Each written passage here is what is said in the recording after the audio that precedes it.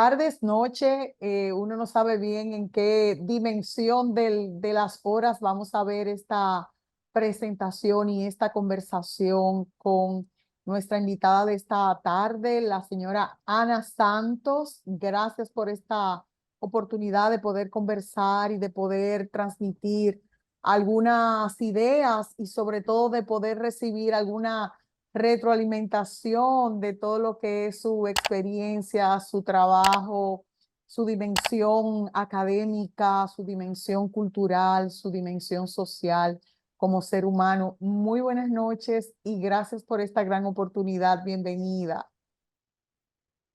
Pues muchas gracias por esta calurosa y cariñosa acogida y si puedo aportar algo, pues me hará muy feliz.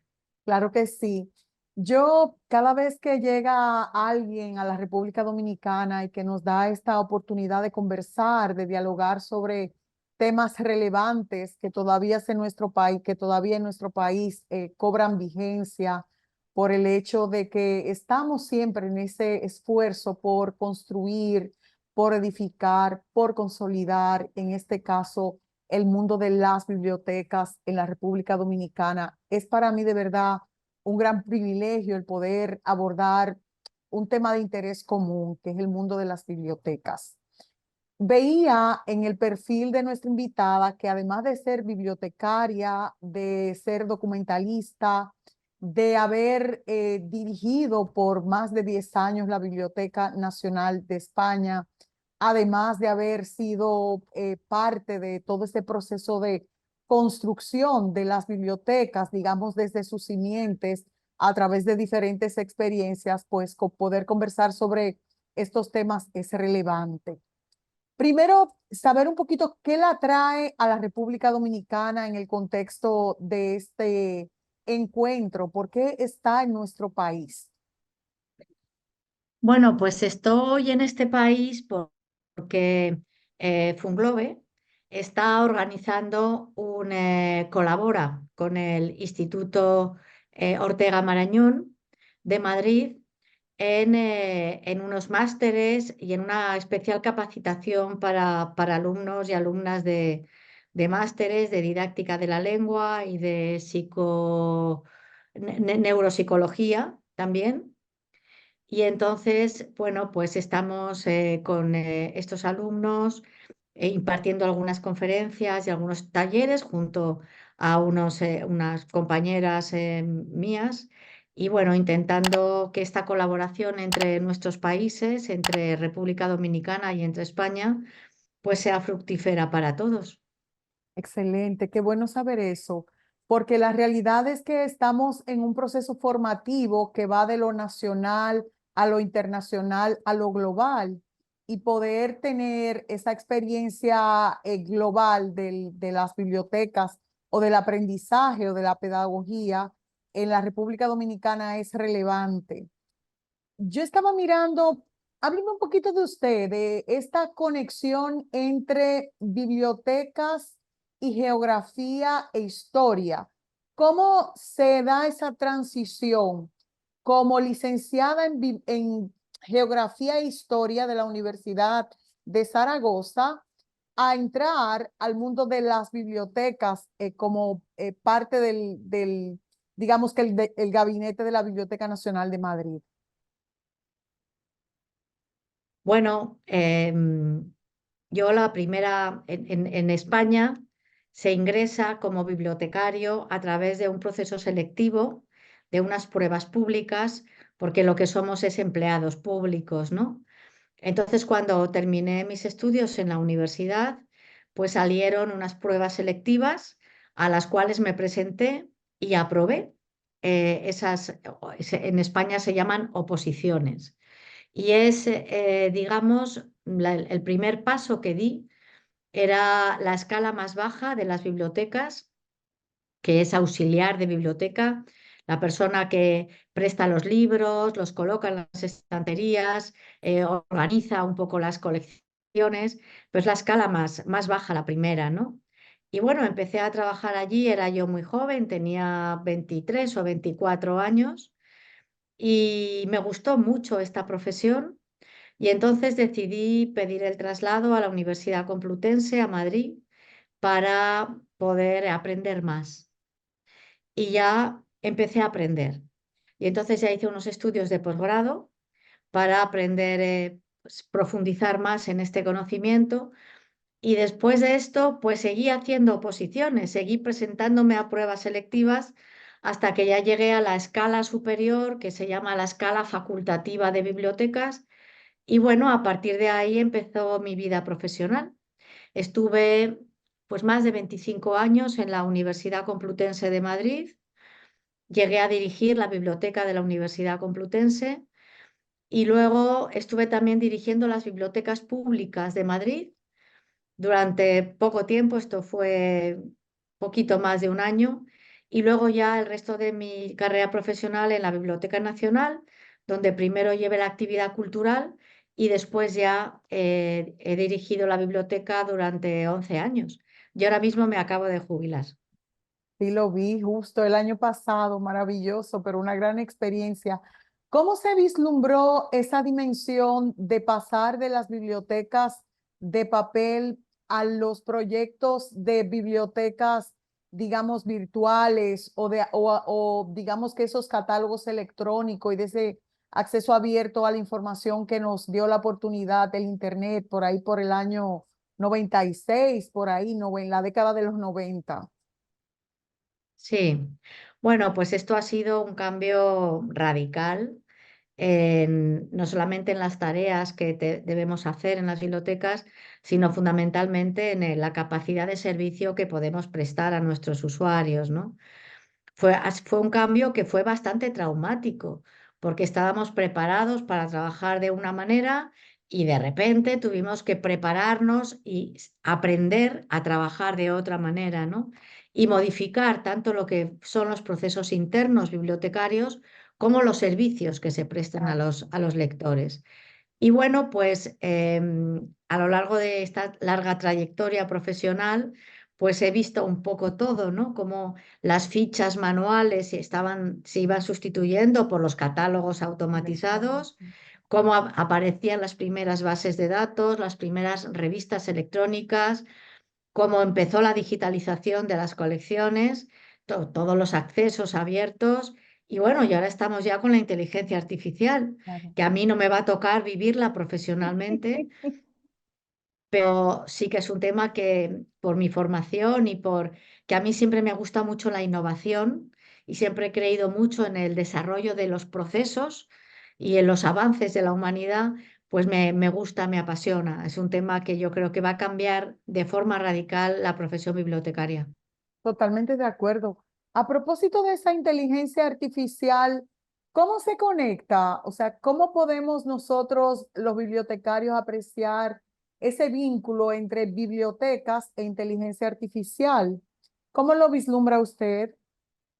Bueno, el vínculo es total porque los grandes depósitos del conocimiento, fundamentalmente cuando el conocimiento está digitalizado, como es el caso de las bibliotecas digitales, las hemerotecas digitales, cuando el conocimiento está además de digitalizado, está normalizado en los grandes catálogos bibliográficos, todos los nombres, todos los lugares aparecen normalizados y cuando además en algunas bibliotecas, como por ejemplo en el caso de la Biblioteca Nacional de España y otras bibliotecas nacionales del mundo, se conservan también los contenidos de la web, los contenidos de Internet, pues las bibliotecas son los grandes repositorios de datos y de contenidos para el alimento que las Wow, herramientas de inteligencia artificial necesitan, ¿no? Entonces, esto es un paso más en la profesión bibliotecaria, es un paso más en la historia de las bibliotecas, pero no es ni más ni menos que lo mismo que ha venido ocurriendo desde hace miles de años cuando aparecieron las primitivas civilizaciones, las primeras bibliotecas, ¿no? Es un paso más de la evolución del conocimiento, de la percepción del conocimiento y de la manera de aprender a través del conocimiento que se ha creado previamente. excelente, wow. Qué interesante ver todo eso.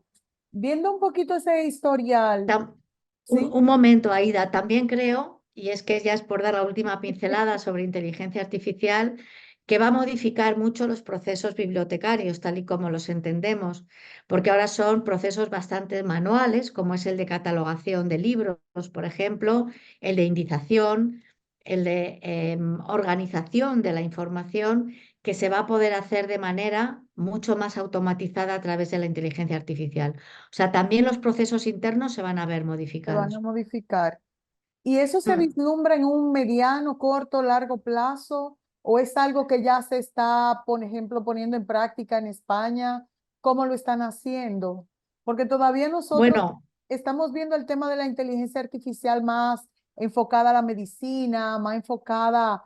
El otro día tuvimos una experta del MIT en la República Dominicana hablando un poco de cómo se van construyendo todos esos robots a través de del sí. mismo aprendizaje de los niños, lo ponen a convivir con los niños para captar los gestos y captar como toda esa parte emocional y poder emular todo eso. En esa dimensión lo podemos como racionalizar, pero ¿cómo se puede apreciar esto en el mundo de las bibliotecas? Aquí todavía no hemos llegado como a entenderlo ahí. Bueno, ya hay grupos de investigación de distintas universidades y centros de investigación que están trabajando con los contenidos digitales y con los datos de las bibliotecas.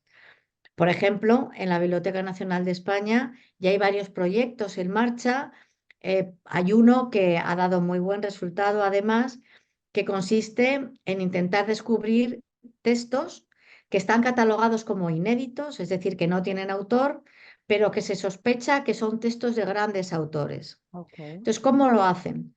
Pues comparan lo que se sabe a ciencia cierta que es de ese autor con lo que se sospecha que puede ser de ese autor.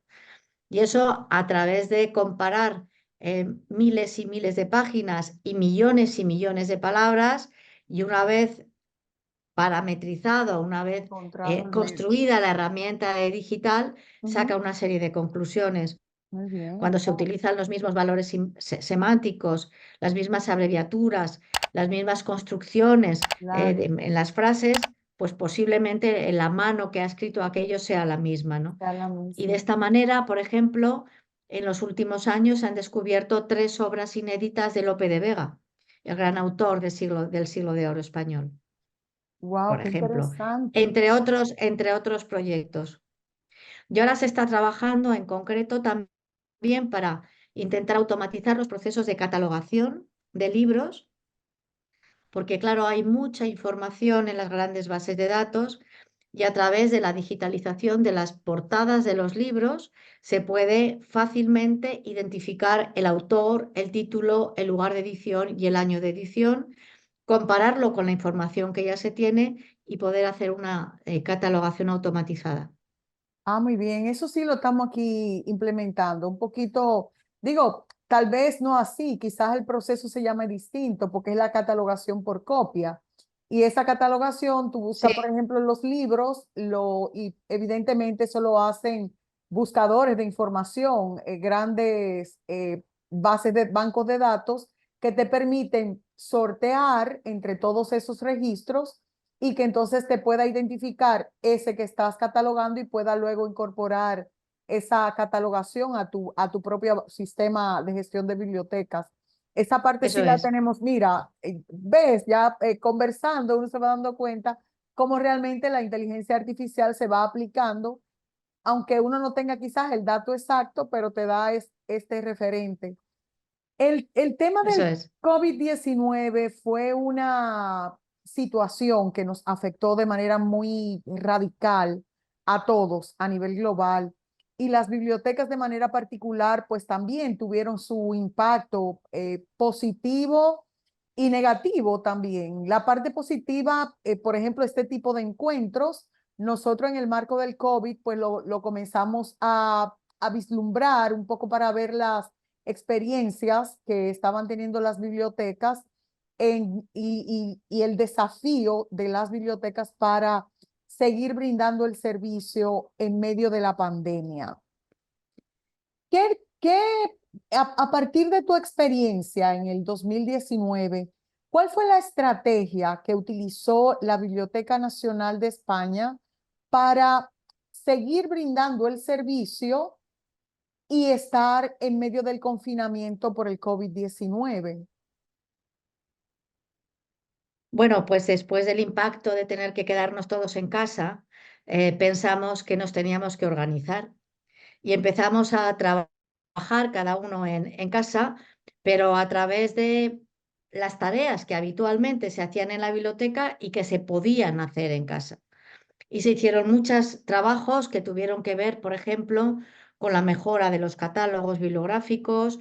Se trabajó mucho en las redes sociales, se volcaron muchos más contenidos en las redes sociales, se hicieron diversas campañas enfocadas al aprendizaje y al descubrimiento de las colecciones de la biblioteca a través de las redes sociales.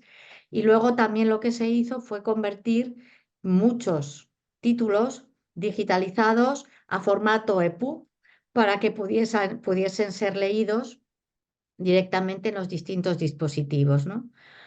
Se atendía directamente a los investigadores que querían utilizar los recursos digitales a través de chats y de cuentas de correo electrónico, y realmente lo que la experiencia nos demostró que los servicios digitales se utilizaron muchísimo más, sobre todo los accesos a la Biblioteca Digital Hispánica, a la Hemeroteca Digital, las descargas de documentos y la participación en redes sociales fue impresionante. Me O sea, la imagino. gente estaba en casa, estaba en su casa, pero quería aprender y quería leer y quería seguir trabajando, ¿no?